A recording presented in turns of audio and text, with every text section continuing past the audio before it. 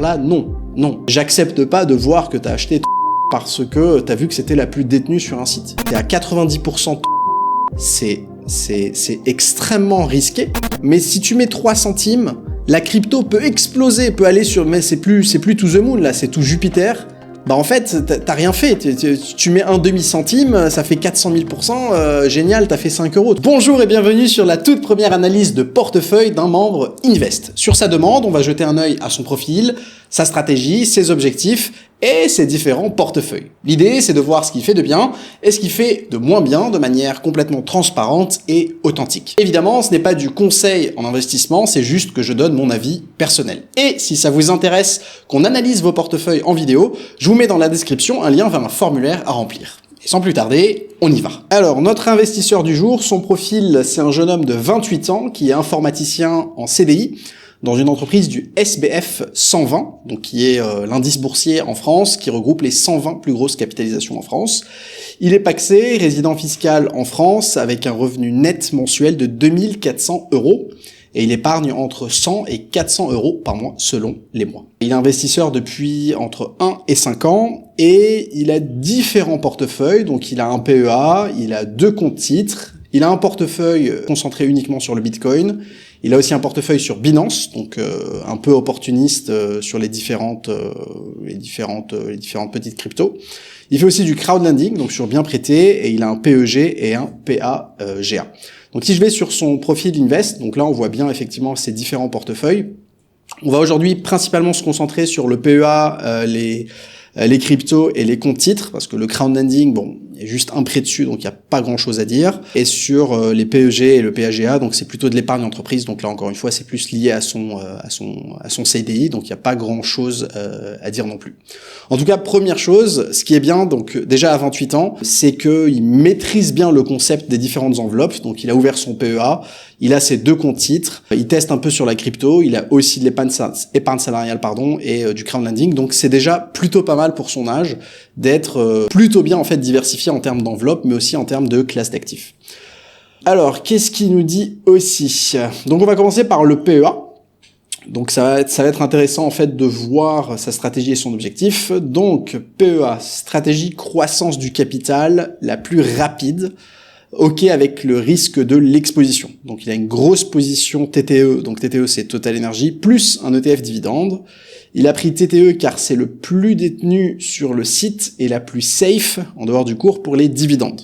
Donc le but, c'est que les premières années, donc il génère du cash à conserver, il attend un moins 10% minimum pour investir petit à petit, pour essayer de profiter des bottom théoriques et optimiser le renfort des positions. À terme, il vise à 50-50 avec entre TTE Total et l'ETF EUHD, et idéalement vente de la moitié des totales au top pour basculer sur l'ETF EUHD. Ok, donc là, on va plutôt aller directement sur le portefeuille. Donc c'est son PEA qui est sur LCL. On va directement commenter en fait par rapport à sa stratégie. Donc c'est un portefeuille qui dépasse les 26 000 euros, donc il a un rendement qui est presque de 6% avec un revenu annuel de 1500 euros. Il a commencé, en tout cas son portefeuille sur Invest est plutôt récent, il a un peu plus de 2 mois, presque 3 mois.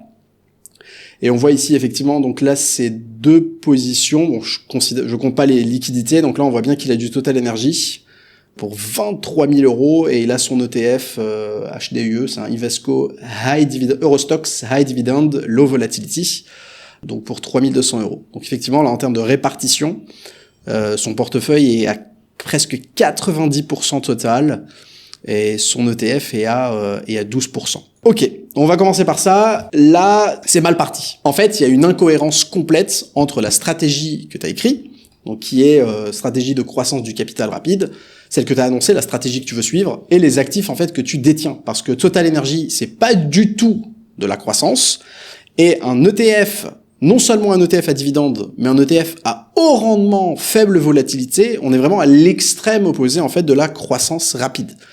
Donc il y a clairement une incohérence. On est vraiment sur une stratégie ici qui est purement orientée dividende, avec une très faible en fait volatilité, et là t'as aucun moyen en fait d'atteindre ton objectif en fait qui est de croissance du capital le plus rapide possible. Il y a aucun moyen.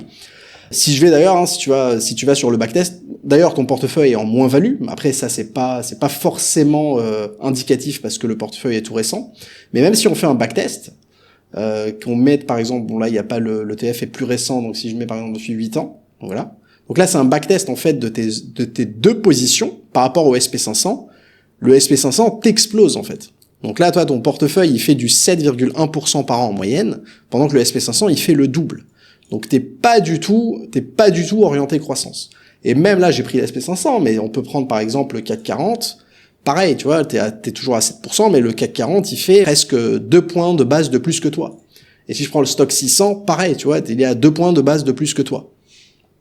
Donc t'es pas du tout, en fait, équipé pour ton objectif et pour ta stratégie. Et en plus, c'est par rapport à ton âge, tu vois, si limite tu me disais que t'avais 50, 60 ans, que t'es à la retraite, là d'accord, tu vois, le portefeuille peut faire sens. Et encore. Mais là, par rapport à ton âge et par rapport à ce que tu veux faire, là, il y a tout à enlever, en fait. Il y a tout à enlever. Tu peux garder Total, mais qui va agir, parce que c'est une bonne action, qui va agir, en fait, comme stabilisateur ou comme équilibreur par rapport à d'autres actions de croissance. Mais avoir du Total, donc déjà, t'es à 90% de Total, c'est extrêmement risqué.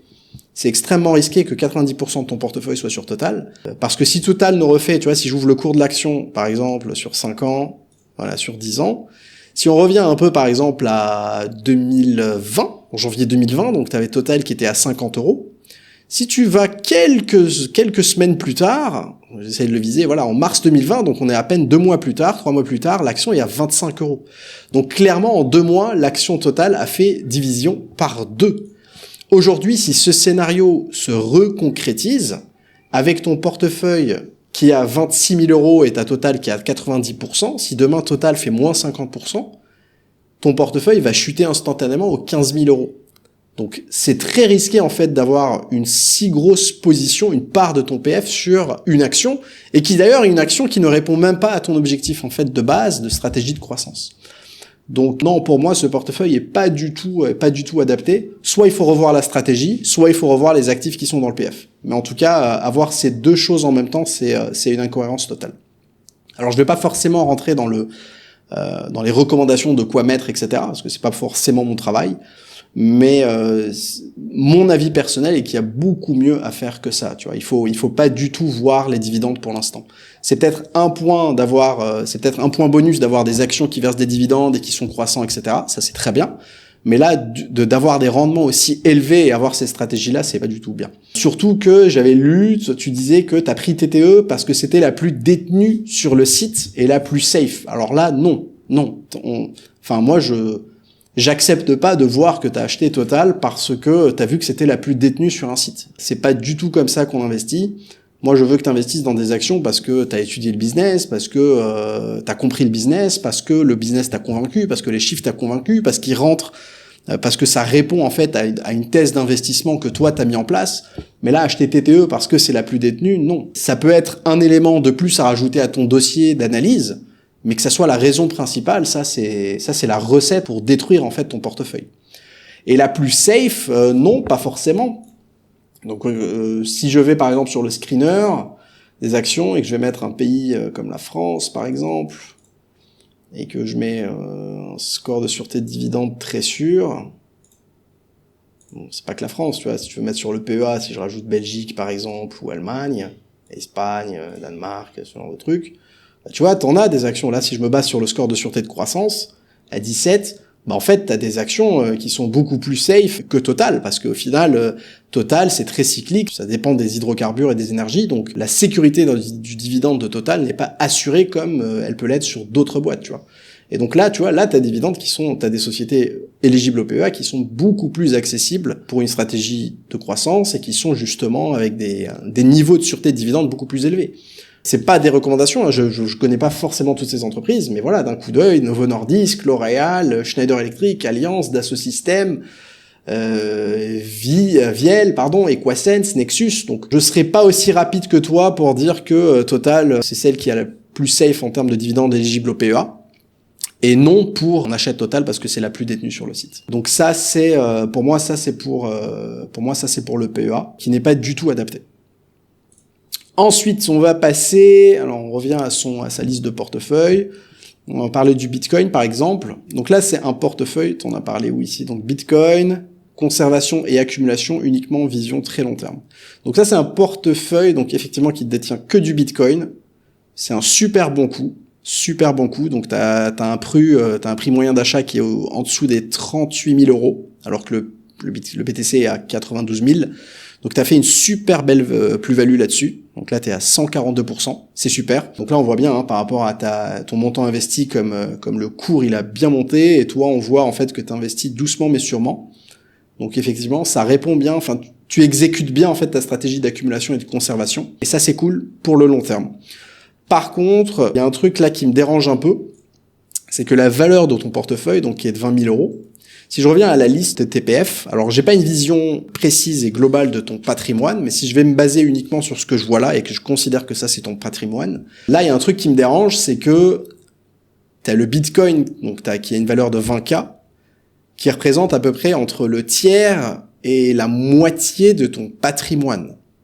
Et là, pour moi, il y a un niveau de risque et de danger qui est très élevé. Parce que là, tu as un seul actif, tu as un tiers, presque un peu plus d'un tiers de ton patrimoine, qui est sur un seul actif, et c'est un des actifs les plus risqués qui existent, et le plus dangereux, donc qui est le Bitcoin. Donc attention quand même, je ne sais pas s'il vaut mieux réduire la proportion du Bitcoin. Donc, je sais que même si tu es relativement jeune, donc tu peux prendre un peu plus de risques, mais là, il y a quand même beaucoup de risques. Est-ce que tu peux réduire un peu plus, enregistrer quelques gains, surtout que tu as une belle plus-value sur le Bitcoin, enregistrer quelques gains, vendre une part pour pouvoir les réallouer autre part, tu vois, justement, par exemple, dans le PEA ou dans le compte titre, dans les comptes titres qu'on va voir tout de suite. Mais voilà, là, il y a un niveau de risque à connaître qui est relativement élevé quand même. Qui est relativement élevé. Ensuite, on a un compte titre. Donc ici, on a un premier compte titre Fortuneo, 1791 euros. Donc qu'est-ce que tu nous as dit dessus? Fortuneo, donc c'est une stratégie pépite. Donc pépite d'or, pépite du SP500, pépite IA, donc 33% ETC or, 33% ETF IS20, top 20, et 33% ETF IRT, donc sélection active des pépites IA. Ok, donc on va voir ce que c'est. Ok, donc là... Ok, donc toi, 3 ETF, donc t'as un ETF hors papier, donc le Amundi Gold, t'as un ETF SP500 Top 20, donc ça c'est un ETF qui cible uniquement, donc qui est composé en fait d'uniquement 20 actions, et c'est continuellement les 20 premières actions du SP500. Donc c'est vraiment la crème de la crème du SP500, ça va être les 20 premières lignes hein, de Nvidia, Microsoft, Apple, alors je sais pas où ça s'arrête exactement, mais voilà, ça doit peut-être autour de Netflix ou quelque chose comme ça. Et t'as un autre ETF, un troisième ETF, donc qui est intelligence artificielle, donc l'IA. Ok, donc c'est parfaitement pondéré. Voilà, t'es autour des un tiers sur chacun. Donc t'as deux PF qui sont en plus-value, donc le SP500 et l'IA évidemment, donc l'or qui a bien baissé. Ah, c'est dommage, c'est bizarre que l'or ait baissé. J'imagine que t'as acheté au top. Ouais, t'as acheté tout récemment quoi. C'est dommage, t'as pas profité en fait du bull run de l'or qui est dessus. Stratégie pépite.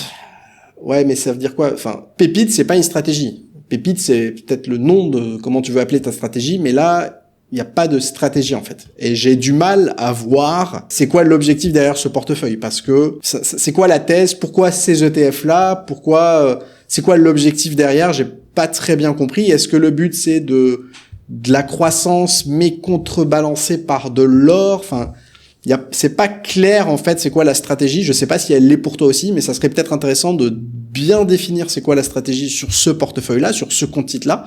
Parce que là, visible, pour moi, je vois pas très bien en fait le lien qu'il y a entre ces trois, ces trois actifs, et qui d'ailleurs, au final, ne sont pas si top que ça, selon moi. L'ETF or, j'ai pas grand chose à dire parce que effectivement, c'est un bel asset à avoir au sein de son patrimoine, donc avoir de l'or papier ou de l'or physique. Mais en tout cas, si on n'est pas en capacité en fait d'avoir de l'or physique, ça peut être très bien d'aller sur de l'or papier. Donc là, c'est très bien que t'aies cet ETF là, et ça peut être en fait dans une même optique d'accumulation sur le long terme ou de contrebalancer en fait en période de crise ou de bear market sur les autres types d'actifs. Par contre, les deux autres ETF que t'as, pour moi, ce sont des fausses bonnes idées. D'abord, sur l'ETF IA, même si ça cartonne, effectivement, donc là, t'as peut-être ta plus-value qui va renforcer, en fait, ton idée que t'as, mais c'est juste que les ETF thématiques, historiquement, sous-performent le marché, sur le long terme. Pourquoi? Parce que au moment où les ETF sont faits, en fait, la vague est déjà passée. Et là, tu vas me dire, oui, mais la vague IA n'est pas passée, on est en plein dedans. je parle pas de la vague de la thématique en telle, mais en tant que telle, le marché a déjà en fait comptabilisé dans les cours des actions la vague IA qui arrive. C'est pour ça que la plupart des ETF thématiques, en général sur le long terme, sous-performent parce que les vagues en fait sont déjà passées. Et en fait, je pense que c'est ce qui risque aussi d'arriver dans l'IA, parce que ça reste une thématique et à un moment en fait, elle sera tellement intégrée dans les boîtes en fait du quotidien qu'il y aura plus d'intérêt à ce qu'il y ait un ETF sur l'IA, parce que ça sera tout simplement dans le SP500 ou dans le CAC 40 ou dans n'importe quel indice. Si tu regardes un peu historiquement la performance des ETF thématiques, tu vas voir dans les ETF hydrogène, cannabis, et nucléaire, etc. En général, ça explose et ça redescend et ça continue de redescendre doucement mais sûrement. Et sur le long terme, en fait, tu as de la sous-performance. À moins que ça soit un peu du trade que tu fais où voilà, tu veux timer un peu le marché sur l'IA et sortir et prendre ta plus-value, ça c'est autre chose. C'est pas forcément quelque chose que je recommanderais. Mais en tout cas, voilà, c'est une fausse bonne idée pour moi, l'ETF IA. Ensuite, tu as un ETF SP500 Top 20. Donc là où en fait, tu vas aller investir. Donc là, si j'ouvre l'ETF, est-ce qu'on a de la segmentation dessus? Ouais, c'est purement États-Unis. Donc voilà, donc là c'est le top 20 en fait des entreprises. Apple, Microsoft, Nvidia, Amazon, Tesla, etc. Donc ça, effectivement, c'est pour moi aussi une fausse bonne idée. Et pour comprendre pourquoi, il faut en fait tester et comparer, backtester en fait les performances. Donc là, si je clique sur comparer et que je vais dans le comparateur à ETF et que je compare ça avec un SPY, tu vois, et que je mets sur depuis le début de l'année. Donc le SPY est en bleu et ton ETF c'est celui en jaune. Et tu vois, en fait, depuis le début de l'année, ton ETF a sous-performé le SP500. Pourquoi? Alors, bon, effectivement, là, je peux pas faire un temps plus long parce que l'ETF est tout récent, mais je sais qu'il y a un ETF top 50 qui a plus de... voilà, donc, un ETF top 50. Donc, voilà ce que ça donne. On va voir sur le long terme. On va voir sur début d'année d'abord. Donc, tu vois, en termes de performance depuis le début de l'année, en premier, on a le SPY. Ensuite, on a le 50, donc la ligne rouge. Et ensuite, on a le top 20, donc celui que tu as en ligne jaune. Pourquoi, en fait, c'est une fausse bonne idée? Parce que le top, ça ne marche et ça surperforme le marché que les jours où il y a vraiment un bull market. Que les jours où tu as la tech, en fait, qui explose. Quand t'investis en fait dans le top 20, tu t'exposes grosso modo à quelques exceptions près au secteur de la technologie. Donc, quand il y a un bull market tech, ton ETF explose le SP500 et les autres indices. Par contre, c'est pas tous les jours comme ça. La plupart des jours en bourse, c'est soit des jours baissiers, soit des jours qui stagnent. Et là, en fait, tes ETF sous-performent, ces ETF top sous-performent l'indice global, parce que la performance, c'est pas juste quand il y a des bulles tech ou des trucs, des bonnes nouvelles dans la tech. La surperformance vient aussi parce que derrière, t'as des boîtes qui sont très solides mais ennuyantes. Les Costco, les Pfizer, les Johnson & Johnson, les Procter & Gamble, ça contribue en fait à la performance du SP500, à la surperformance du SP500 par rapport à la tech, dans les jours où c'est un peu morose, où c'est en baisse.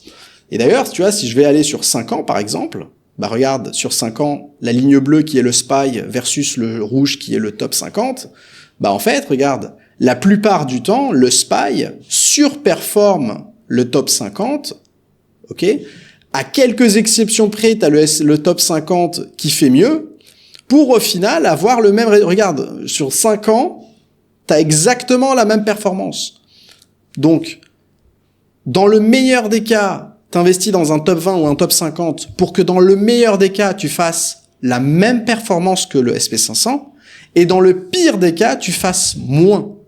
Et en échange de quoi? En échange de plus de risques et plus de volatilité. Parce que le top 50 et le top 20 sont par nature plus risqués et plus volatiles qu'un top 500, par exemple le SP500. Si je descends en bas sur le comparateur, donc tu vois le SPY, donc qui est l'indice par défaut qui a un bêta de 1, le top 50 va avoir un bêta légèrement supérieur, mais regarde les volatilités. Donc tu as le SPY qui fait du plus 32% sur 3 mois en termes de volatilité, tandis que le top 50 fait plus 35%. Sur un an, le SPY il va faire plus 20, tandis que toi, ton top 50, il va faire plus 23. Et regarde les baisses. Donc sur 3 mois, la pire baisse du SPY a été de moins 15%, alors que celle du top 50 a été de moins 16%. Et sur un an, ça a été de moins 19%, tandis que c'était presque de moins 21%.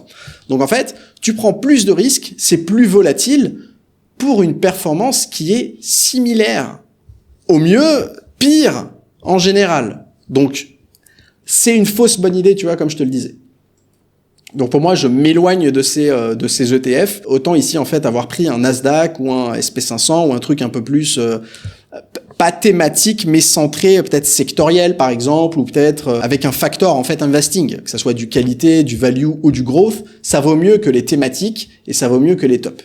En tout cas, ça c'est ma vision personnelle que j'ai essayé de démontrer en fait en termes de backtest.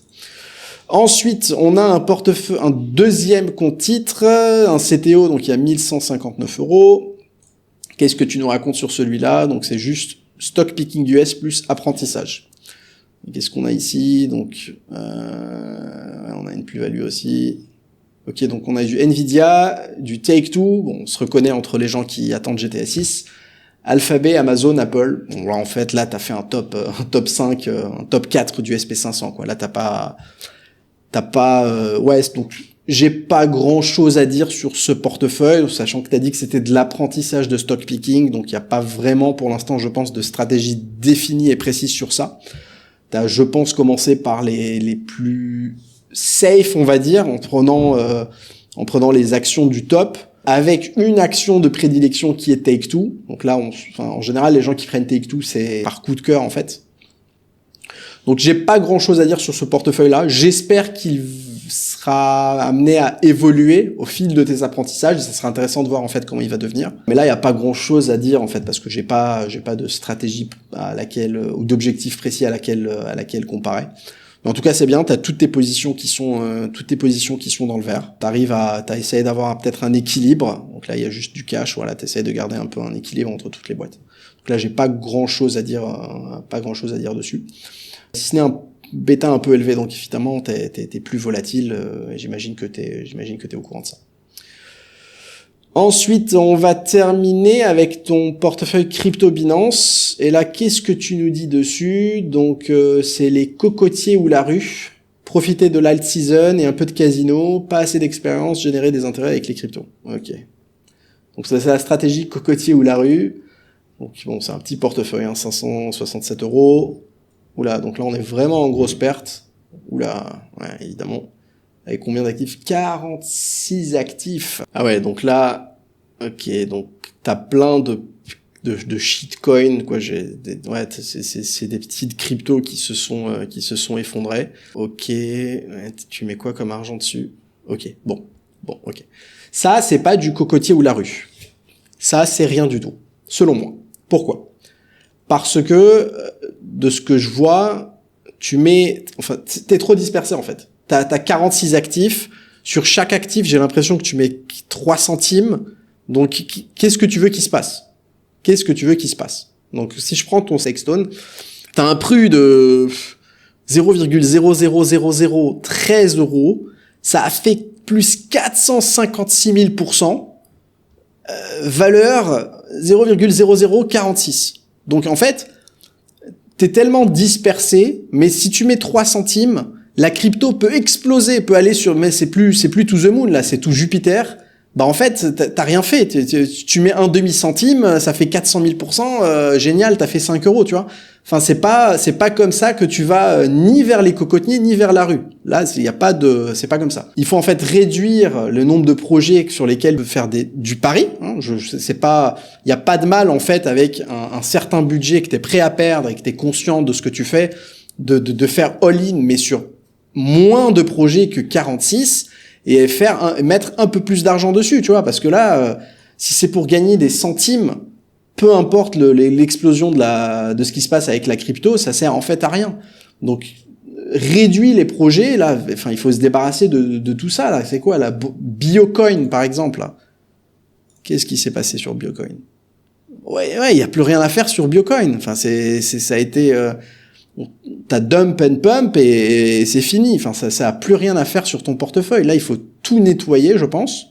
Tout nettoyer. Tous les trucs où c'est bon, ça se voit que c'est fini. Et repartir, en fait, sur des bases où t'analyses des projets un tout petit peu sérieux. Enfin, te recentrer sur les cocotiers ou la rue. T'analyses sur des projets un peu plus sérieux, pas sur des trucs où on voit que c'est des scams à 3000 km. Mettre un peu plus d'argent dessus, tout en restant, en fait, dans ta capacité que tu es en mesure de vouloir déployer sur ce type de stratégie d'investissement. Mais au moins, quand ça fait 100 000%, bah, t'as fait quelques euros, tu vois, pas quelques centimes. C'est dommage, tu vois. Stakestone, bah, si t'avais, bon, après, c'est facile de cherry pick après, mais si t'avais mis un peu plus d'argent dessus, bah, t'aurais au moins, tu serais approché des cocotiers, tu vois. Même la rue, t'y approches pas, en fait. Parce que tu mets quelques centimes, même si ça fait moins 100%, t'as perdu un quart de centime. Là, tu vas ni à la rue, ni au cocotier. Ça serait bien si tu pouvais, en fait, un peu nettoyer ce portefeuille, recentrer sur quelques projets, un peu plus étudiés, moins shitcoinés, et sur lesquels t'as vraiment un potentiel, en fait, de construire quelque chose, tu vois, d'aller au casino et de gagner quelque chose. En tout cas, moi, c'est ce que je ferais, tu vois. Ensuite, ouais, je pense qu'on a fait le tour des portefeuilles. Ouais, t'avais posé quelques questions. On va essayer de répondre à ça. Donc, est-ce que c'est risqué un ETF dividende sur le PEA? Donc, contrairement à une action, j'ai l'impression d'avoir aucune visibilité sur les futurs dividendes. Par exemple, même sur le site Invesco de l'ETF EUHD, aucune projection ou dividende théorique. Alors là, je pense qu'il y a deux questions. Alors, est-ce que c'est risqué un ETF dividende sur le PEA? Tout est relatif. C'est moins risqué qu'une action, parce que de base, c'est plus diversifié parce qu'il comporte un peu plus d'actions. Alors effectivement, tu as un manque de visibilité parce que comme il y a plein d'actions qui versent différents dividendes, parfois ça baisse, parfois ça coupe à différentes dates, donc effectivement, tu as moins de visibilité.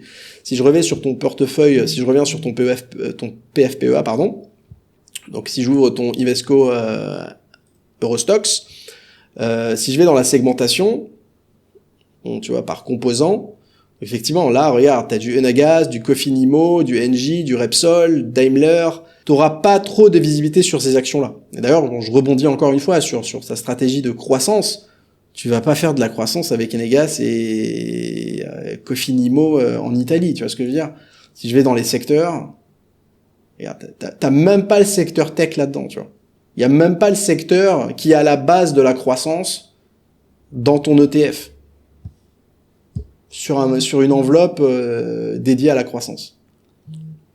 Enfin, je referme la parenthèse. Donc, non, c'est pas risqué, mais pour moi, pour l'instant, pour ton âge et pour ta stratégie, t'as aucune utilité en fait à avoir un ETF à dividende et surtout pas un ETF à haut dividende et faible volatilité, tu vois. Est-ce que c'est mieux du full action pour cette stratégie? Bah, la stratégie de croissance peut être tout à fait exécutée avec des actions, peut être tout à fait exécutée avec des ETF. T'as plein d'ETF orientés croissance, t'as du Nasdaq, t'as du SP500, t'as des ETF, comme on le disait, hein, en factor investing orienté growth. Tu peux faire moitié-moitié, ça peut être une très bonne solution aussi. Donc, il n'y a pas de c'est mieux ou c'est pas mieux. C'est juste trouver en fait comment toi t'es à l'aise d'investir et ce qui correspond bien à ta façon d'investir tout simplement. Est-ce que tu penses que TTE, donc Total Energy, est assez fiable au niveau de dividende pour les 10 à 20 prochaines années? Alors moi, j'en sais rien du tout. Je pense que tu peux répondre à cette question pour aucune entreprise, parce que 10, 20 ans, c'est quand même très long. On ne sait pas ce qui peut se passer. Hein. D'ici 10, 20 ans, il y a peut-être une guerre mondiale et toute la table est renversée, donc on ne sait pas. On peut prédire pour les prochains cycles économiques, mais pour aussi long terme, c'est impossible de dire si c'est fiable ou pas. De toute façon, j'ai déjà répondu à la fiabilité du dividende de Total tout à l'heure. Donc je pense au minimum avoir cette ligne à 50% sur le PEA en moyen terme. Donc là, encore une fois, comme je te disais tout à l'heure, c'est déjà pas très cohérent d'avoir Total dans un portefeuille orienté croissance. Enfin, tu peux l'avoir, mais en tout cas pas à 50% et ni à son niveau qui est actuellement à 90% sur le PF. De base, les règles élémentaires quand on investit, à part si on sait très très très bien ce qu'on fait, mais de base, quand on investit, on essaye de pas avoir une action qui dépasse 10% de la valeur du PF. Et en termes de secteur, on n'essaye pas d'avoir un secteur qui est supérieur à 25% de la part du portefeuille. Chose que tu as explosé. Et ton avis sur les MSCI Leverage USA sur PEA, où je prends régulièrement du bénéfice pour éviter une grosse moins-value si bear market, pardon. Alors le leverage, donc les ETF à levier, c'est des produits intéressants, mais qui sont très dangereux et que je ne recommande pas en fait aux débutants. Alors, je considère pas que tu es forcément un débutant, parce que tu m'as dit que tu investis entre 1 et 5 ans. Mais voilà, pour moi, c'est des ETF extrêmement risqués, c'est très dangereux. C'est vraiment des trucs recommandés aux traders en fait. Parce que c'est vraiment du timing de précision pour les effets de levier. C'est pas du tout des ETF où tu prends régulièrement du bénéfice. Non, c'est vraiment des trucs de traders qui surveillent le truc au jour le jour. Et je pense pas que ça soit quelque chose qui, pour l'instant, t'intéresse à faire. Donc moi, mon avis pour l'instant serait de s'éloigner de ce type d'actifs. Et voilà, je pense qu'on a fait le tour de tes portefeuilles. En tout cas, félicitations pour avoir commencé à investir, pour avoir compris le concept des enveloppes, pour avoir diversifié à travers tous ces actifs. Je pense qu'il y a des ajustements à faire, que ce soit sur la stratégie ou que ce soit sur les actifs en fait que tu vas lier aux différentes stratégies. Notamment sur ton PEA, je pense que ton PEA c'est vraiment ton portefeuille, ton cœur de portefeuille. Et là, je pense qu'il faut quand même faire des réorientations. La stratégie est, je pense, bonne par rapport à ton âge d'avoir de la croissance rapide de capital. Tu veux essayer de remplir ton PEA le plus vite possible. Donc je pense que ça c'est une stratégie. Bon après ça c'est un objectif qui est plutôt bon. Mais voilà, je pense qu'il faut réaligner en fait complètement. Il faut revoir en fait ce que tu veux, comment t'investis pour atteindre ces objectifs-là et cette stratégie-là. Donc voilà, je pense qu'on a fait le tour. J'espère que cette vidéo et cette analyse vous a plu, vous a été utile. Et on se retrouve pour une prochaine analyse. Je répète, si ça vous intéresse, j'ai mis le lien pour remplir un formulaire pour proposer en fait vos portefeuilles analyses. C'est dans la description. Allez, salut!